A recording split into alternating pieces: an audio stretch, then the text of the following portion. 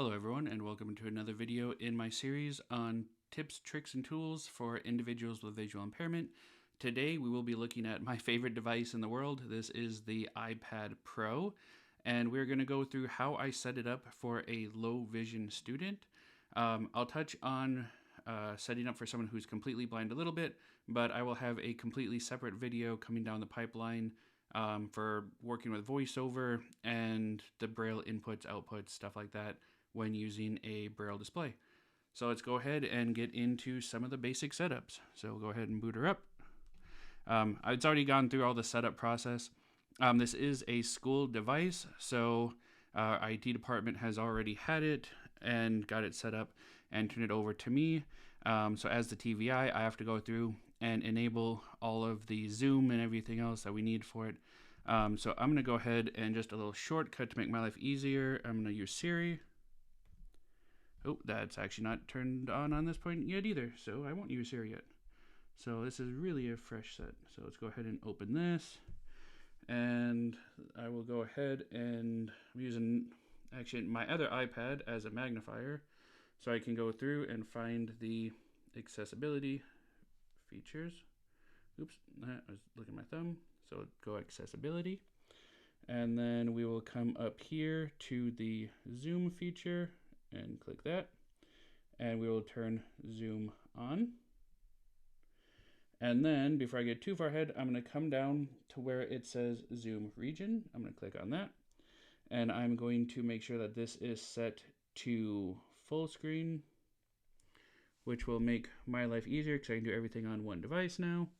And then I will come back to increase the amount of zoom that we can do. So we'll go ahead and hit back, scroll down, and come to where it says max zoom level.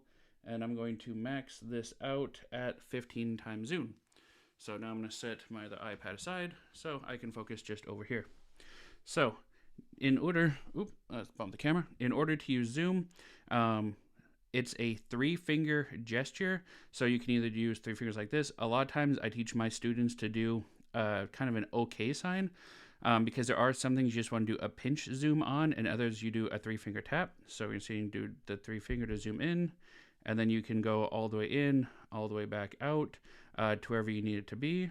Make sure, at full 15 times. If you're doing it this way, you can bring it to here and you use your 3 fingers to navigate around the screen. You can see I do a lot of kind of flick because I'm used to how far it's going to go because I use this all day, every day for myself. And if you want to keep it set at a certain point that works good for you, you can just double tap with 3 fingers, tap, tap, and it goes all the way out, tap, tap, goes back to where you had it set at, and then you can move around. Otherwise, when you're using, you can press and hold to zoom in and out all the way. So we're going to go ahead and look through a couple other options here real quick, make sure everything's set to where it should be. Obviously, zoom is on at this point. You can turn the zoom controller on, which will put a little round thing on the screen, so you can change a lot of settings on the go. I generally try and keep that off of my students' ones, mainly so that they don't accidentally hit it and start messing with settings that they don't need to be messing with. Follow focus, generally keep that off. That's so that when you're typing or if you're filling in a field, it will automatically move the screen to where you're typing at. For some people, they like it. I personally don't like it. I like to be able to click on thing and type and then follow the keyboard rather than follow, where the tracing's on the screen. So I like to keep that one turned off. And I think that's about all we have left in here. So yeah, there's the controller. We'll keep that turned off. And that should be good as far as in here. So now we'll go ahead and bounce back out of here. And we will go down to display and text size. We will go to larger text and we'll turn large text on. And then we can go through and choose the size of text. Now, as we choose the size of text, you start coming into the dilemma of how big is too big. Because if it's too big, then you have a very small amount of information on the screen. If it's too small, you can't see it. So I generally like to stay kind of right around the middle, maybe a little higher, so that it's big enough that it zooms and stays clear, But say this wasn't big enough to use, then we could just alter it, make it a little bit bigger, and customize it to how the student sees.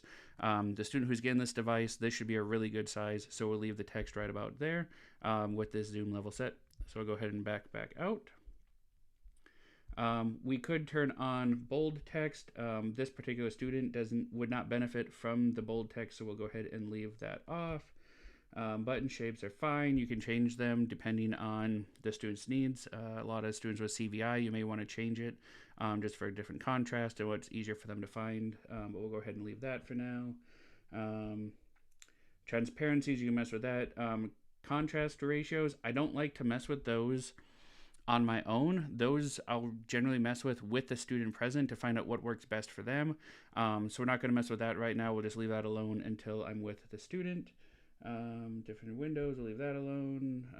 That's fine. We're not going to mess with the inverts, like I said. Invert. Color filter is really good for people who have who are colorblind. So we're not obviously worrying with that with this student. So we'll go ahead and transparency. Okay, we'll leave all the rest of that. So we will now back out of here. And so now we've done zoom, we've done text, so we will come down. Okay, spoken content. Actually, before I touch on spoken content, we did have the voiceover up at the very top. That is where we'd have, for someone who is fully blind or has really low vision, for it to read everything and do everything through either audio interface or with gesture, still having it read to you. That's also where all of the controls would be if you're connecting a Braille display for doing Braille input. That is also where you can actually do Braille input and have a Perkins style keyboard this way, or you can hold it backwards. Oops, I accidentally hit it. And then type on the back of the screen. All those controls will be in there. Like I said, I'm not getting into that right now because this student doesn't need that, and that's a video in and of itself, so we will deal with that at a later time. So I'll go ahead and back out of here. And like I said, we'll deal with that later. Now, for my low vision students, spoken content is still very important. This is what will allow them to either highlight a passage and have it read it to them, or you can use a two-finger gesture to read a page, read a passage, and there's a lot of neat tricks in there. So you can still, it's kind of a lower end of the voiceover where you still control it primarily through visual content, but you can still have the audio aspect as well. This is also a tool that comes in handy when using textbooks. A lot of them don't have an audio component, so you can load, into Kindle or anywhere else that, the books come from, and then do a two-finger swipe, and it'll read it to you. So this is a really handy feature. I use this one all the time. So I'll go ahead and make sure that this is turned on. And then you can go ahead and then, you can speak screen, you can speak different settings, but I'm going to turn the speak screen on. And then, okay, make sure everything, yep. So we'll go ahead and back out here. And then, like I said, I'll tweak the controls kind of to make it as easier on the student as possible. But spoken content is a thing I want to make sure that is turned on for this particular student. Then we'll come down here, check through everything else. Touch. Because this is a school device, I can't put Face ID on it. My personal iPad, that's how I log in. It makes my life easier. We can't set that up, so we have to use other ways to log in. I'm not going to make the student have to use the number code either. So a lot of times, this is where having like the Magic Keyboard case, which we'll show here shortly, being able to type it in becomes a little bit easier. Controls, we're not going by that right now. Voice control. Like I said, iPads have the ability that you can control everything through the voice. I'm not going to worry about a lot of that right now. The student doesn't need those features, but you can go in and have the ability to turn a lot of stuff on and off that you wouldn't otherwise without activating that. The TV stuff, obviously don't need that. Keyboards will come in play when we have the Magic Keyboard set up. There will also be another option that'll pop up for the trackpad that we'll set up to make a larger mouse and have a color border around it, so it's a little bit easier for the students to see. We don't have to worry about anything in hearing, anything else here. So I'm going to go ahead, come over here, and now that we're kind of done in accessibility, we will come down to our display. Oops, no, stay in display and brightness. See, I'm accidentally bumping stuff. There, okay. I do generally prefer, and a lot of my students that have visual impairments prefer dark mode, because you don't want a lot of glare coming back at you. I'm kind of worried right now with the video that there's actually going to be a lot of glare kind of coming back in the video, but you'll hopefully understand the difference, and it's not hopefully too bad coming through. But having dark mode, so having this white text or the black background, has a lot less eye fatigue and is able to read stuff a lot easier. So I'll go ahead and do that. We'll go to text size. That should be what we changed earlier. Yep, that's already up, so that's good. We'll go ahead and click up here. Bold text, don't need to worry about. Brightness, obviously you can change in your little control panel up top. I'm just going to leave this actually at max brightness for now, just for a higher contrast, and then we can tweak it as the student needs. Night shift, I'm going to leave off, so it's just always on dark mode. Auto lock, I'm going to go in and change it to never, because auto lock's a pain. And then, is there anything else in here? Okay, display zoom is on default. We want to click on that, and we want to change it to large, so that things are kind of as big as they can be. And then we're going to be done, and we're going to say use zoomed. So this will kind of reset the screen real quick. Okay, I'm gonna have to tip it. Okay, and things are a little bit larger now, a little bit more zoomed in, which is kind of nice to have. And then we'll come back down and display zoom. Okay, we'll go ahead and come over to home screen and apps. We have use large app icons. We want that. It'll limit the amount of apps on the screen, but it'll make them larger, easier to find without having to zoom all the time. Just a little kind of ease of use thing. All of the rest of this stuff in here that automatically adding to your dock, adding to home screen, stuff like that is all kind of personal preference. Not going to dig too much in that since we're staying in accessibility land. One other thing that I do want to touch in real quick is we will come down to wallpaper, and I'm going to add a new wallpaper. I'm going to go to color. Yeah. And I'm going to come down to black, and I'm going to darken it out. And then, let's see, right, where is add? Okay, and we want to make it black so that we have really sharp contrast. So we want set as wallpaper. Okay, so we want it as wallpaper and background. There we go. So now if we come back out to our home screen, the back is all blacked out, and we have our little bit larger icons. Obviously we can still zoom in and navigate around as need be. Widgets like this, I will generally go around and delete and try and condense stuff down onto one screen as much as possible. Students with CVI, I will go ahead and go through and actually make multiple panels, but then I will have just set icons on each page, so they have a limited amount of information that they have to click on, so that they can scroll through and only have like 4 per page. Makes it a little bit easier for them to distinguish between them. Some other tips and tricks that we can do here is that if you have, say, a website that a student uses on a regular basis, so for here we have our school websites, and then we have our like school libraries and their classrooms and certain Canvas pages that they can't access through the apps. I will actually take and make a custom website. So if we come into Safari, I don't want to go through all this stuff right now. You can send it to the home screen and create a custom app so that they can just click on it. They don't have to go through as many pages. Just saves a little bit of time, makes it a little bit easier. And you can make the custom widgets, which can make really big icons. It's a little more complicated to make a bigger widget like that, but it is a way to shortcut things and to limit the amount of information for students that need it. So I'm going to go ahead and grab the case right now, and I'm just going to reach through. And I'm just going to do this all in one take, so you're going to have to kind of bear with me for a second. And let's see if I leave it in the case. There we go. Let's tip a little bit. So let's see, I can do it while it's in the case. Oh, I can. Yay. So I'll go ahead and go back to our settings and go to accessibility. something went too far. Accessibility. And then now we're going to come down to what should pop in now. Touch, voice control, pointer control. And then now we can make our pointer bigger. So we're going to increase the contrast. We're going to, we'll leave that. We're going to put a color border around it. Because we have the black background, I generally like to put yellow. Some students like to customize theirs to different colors.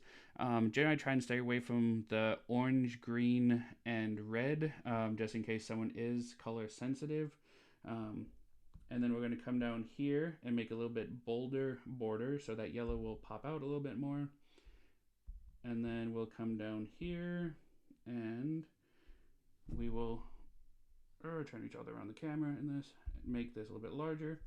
So now if I move the trackpad around, you can see that's a little bit larger, and then we can go through and customize the size that the student wants. We can customize that yellow border around it, make it a little bit thicker if we want to, but this should be probably a fairly good size for the student who's going to be getting this device. And this kind of just gives you a basic example of how this sets up. Like I said, there are a lot of other controls that we can use on here, so I'm going to try and tweak the camera real quick, and then I will show keyboard commands. So be right back. Okay, so here we are over in more of a kind of real world scenario now that we're set up. I did go ahead and open the American Printing House for the Blind's website. I hope they're okay with me using this. But we can see we can move our cursor on the screen. This is also where the OK sign that I was talking about earlier kind of comes into play, is we can do our pinch, zoom in and out, or we can do 3-finger zoom in and out. And if we really want to get complicated, where we come down some text like this, we can do a pinch zoom, and then we can still do a 3-finger zoom on top of it. So you can make things as big as you need to be able to read them. If we go ahead and zoom back out here, we'll also see that you can do your zoom feature down here on the trackpad, and you can even do the kind of 3-finger zoom if we use our function. So we'll hit the 2 keys and hold them to the left of the spacebar, and then use our plus and minus keys, so our 2 keys to the left of backspace, and then we can zoom in and out using them. And then technically, if we're still holding those keys, we can use our arrows to navigate around the screen within the zoom. I don't use this a whole lot, just because I generally just rather use this. But it's an option for people who would rather just use the arrows for everything, or if you have a keyboard that doesn't have the trackpad. Another feature here that we can see that's nice is this is our screen reader little box that's in the way at the moment, so I'm just going to kind of move it up. If I open up, this is that spoken content control that we enabled earlier, and this was what lets us read stuff that's on the screen. So let's scroll this down just a little bit. So now saying you can use your 2-finger gesture to move your screen around. I'm going to try and do this one-handed. Generally, I'd probably use 2. Highlight, dang it. I can't even tell if it's being highlighted or not. Okay, so I'm just going to use the finger there. Okay, highlight. And then you'll see we have our menu that comes up. I'm going to use 3 fingers to come up. And speak. Speak is what the spoken content allows, and it will read the passage to us.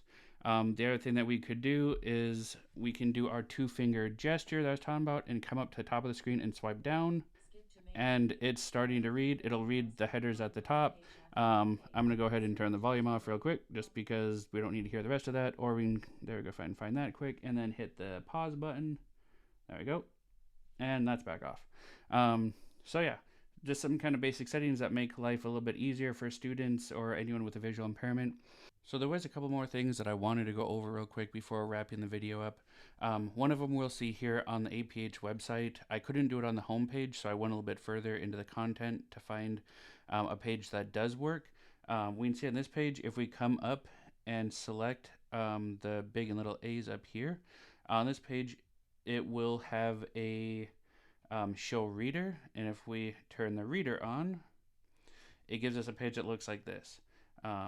It doesn't have the images or anything kind of more special on it, but it puts it in a lot more easily digestible text format, which makes it easier to read.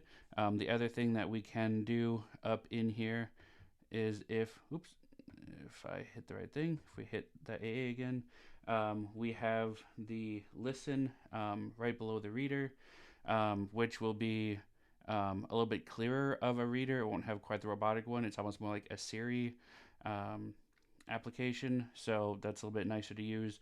And it will essentially just read the blueprint or layout that comes up down here with the show. Like I said, not all websites work. Unfortunately, it would be nice if everything did, but websites that do work, this is a really nice feature.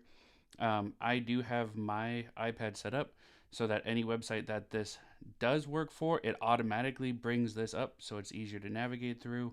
So that's something I want to show real quick. Something I did not mention earlier and I didn't show the setup on, most people are going to know, is using Siri on the iPad. Being able to have the like Hey Siri feature, cover the mic, I think I covered the wrong side, didn't work anyways, is a big thing. And then using Siri for voice control is really handy for everyone, especially people who can't necessarily see. So just something else I figured that I should touch on real quick. One last topic that I want to touch on is, as you've seen throughout this video, is that I have to use magnification. I have to use the zoom feature to zoom in, whether it's by hand or using the keyboard or the trackpad. Either way, once it's zoomed in, you can realize how much harder it's going to be to navigate the content, that it's a lot slower to read because everything has to be so big. So yes, it is amazing that this device has this feature, but it is also important to remember that there are other options out there. And I know there's a big thing right now with all these accessibility features and people thinking that this replaces Braille. I want to really emphasize at the end of this video here that this does not replace Braille. Having a tactile reading format really is important. And one of the key features on why I brought up this particular page is when we start to look at the integration of Braille in technology. So yes, this is a little bit of a clue that the next video I'm going to be doing will be on the Chameleon 20 and showing the integration between Braille and technology, because Braille really is important. It is really the only path for actual literacy. You know, we don't give sighted children audiobooks for everything and expect them to know how to read. They have to be able to read with print. For visually impaired people, that's reading with Braille. So there's my soapbox for the day. Just figured that I should point these things out, show you the screen reader, bring up Siri, and then talk about Braille, the importance of that. And then the next video will show how you can actually do a lot of Braille on the iPad itself, as well as other technological devices. And then I do also have the series on the channel showing just Braille in general. So I hope that you got something useful out of this video. If you did, a subscription, a like would be really helpful. If you have any questions or comments, go ahead and leave them down below, and I will do my best to answer any questions that arise. So in the meantime, thanks, have a great day, and we will see you next time. Bye.